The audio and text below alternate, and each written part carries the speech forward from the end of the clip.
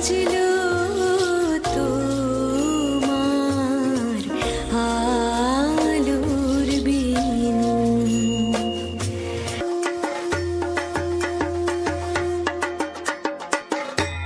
ভুট্টা দিয়েই তৈরি হচ্ছে প্রতিমা। মাটি রক্ষার বার্তা দিতে অভিনব দুর্গা প্রতিমা তৈরি করছেন মালদার অবসরপ্রাপ্ত হোমগার্ড কর্মী বিষ্ণুচন্দ্র সাহা।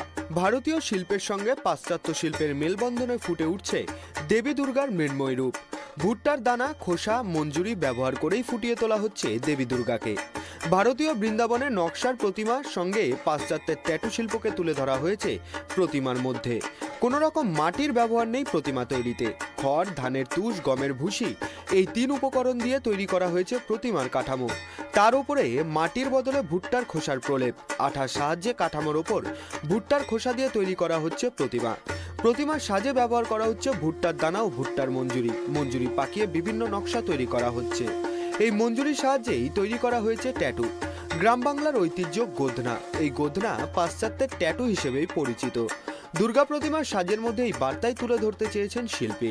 সম্পূর্ণ নিজস্ব চিন্তাভাবনা থেকেই এমন প্রতিমা তৈরির পরিকল্পনা শিল্পী বিষ্ণুচন্দ্র সাহার। বিগত কয়েক বছর ধরেই তিনি মাটি ছাড়া বিভিন্ন উপকরণ দিয়ে প্রতিমা তৈরি করে দর্শকদের তাক লাগিয়ে এসেছেন। তাই এই বছরও অভিনব পরিকল্পনা। গত 6 মাস ধরে তিনি এই প্রতিমা তৈরি করছেন। এখনো পর্যন্ত প্রায় 700 পিস ভুট্টা প্রয়োজন হয়েছে প্রতিমা তৈরি করতে। মোট 30 কেজি ভুট্টা তিনি কিনেছিলেন। এছাড়াও ভুট্টার গাছকেও ব্যবহার করা হচ্ছে প্রতিমা তৈরিতে। ভুট্টা দিয়ে প্রতিমা তৈরির চিন্তাভাবনার কি কারণ থাকতে পারে, এটাই তো ভাবছেন। আসলে ভুট্টা পচনশীল। প্রতিমা বিসর্জনের সময় ভুট্টা ও অন্যান্য সামগ্রী জলে পচে মাছের খাবার হবে। এই প্রতিমা জল দূষণ করবে না। একদিকে যেমন শিল্পী মাটি রক্ষার বার্তা দিচ্ছেন, পাশাপাশি পরিবেশের দূষণ রোধ করারও বার্তা দিচ্ছেন এই শিল্পের মধ্য দিয়ে। প্রতি বছরের মতো এবছরও বিষ্ণুচন্দ্র সাহার তৈরি এই প্রতিমা মালদা শহরের 2 নম্বর গভর্নমেন্ট কলোনি বাঘাযতীন ক্লাবে দেখতে পাওয়া যাবে।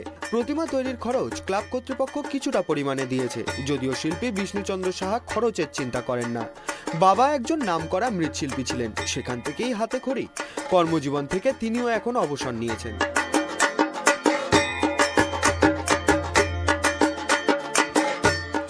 এই প্রতিমাটি আমি তৈরি করছি সম্পূর্ণরূপে মৃত্তিকাবিহীন।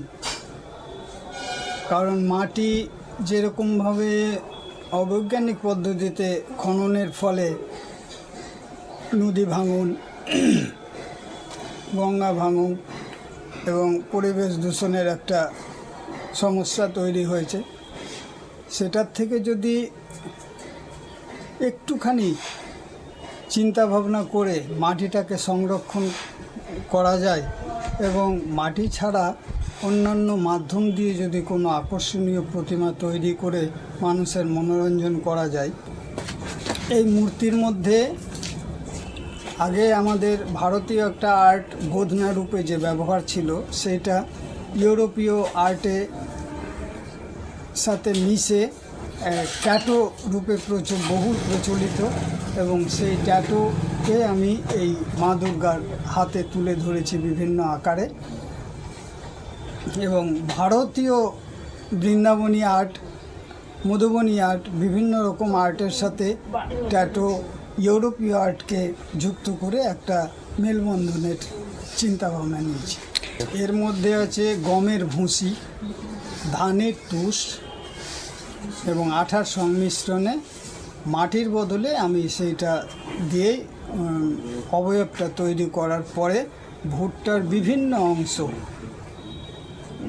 ভুট্টার গাছ, ভুট্টার ভেতরের অংশ, ভুট্টার খোসা, ভুট্টার মঞ্জুরি পাক দিয়ে বিভিন্ন রকমের নকশা তৈরি করে আমি এই প্রতিমাটাকে আকর্ষণীয় করে তোলার চেষ্টা করছি মাত্র।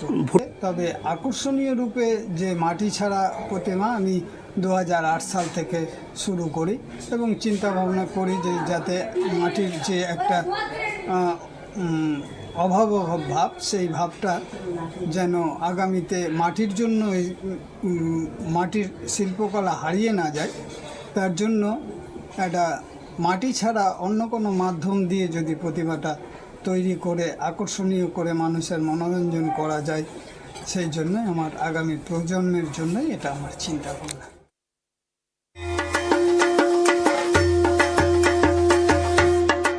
ক্রমশ ভূমিক্ষয়, ভাঙন এই সমস্ত কারণে প্রতিমা তৈরির মাটি পর্যাপ্ত পরিমাণে মিলছে না। বর্তমানে প্রতিমা তৈরি করতে গিয়ে মৃৎশিল্পীরা হিমশিম খাচ্ছেন মাটির যোগান দিতে। আগামী প্রজন্মের শিল্পীরা মাটি ছাড়াও যেন প্রতিমা তৈরি করতে পারেন, এই শিল্পকে ধরে রাখতে পারেন, সেই বার্তা দিতেই বিগত কয়েক বছর ধরে তিনি মাটি ছাড়া প্রতিমা তৈরি করে চলেছেন।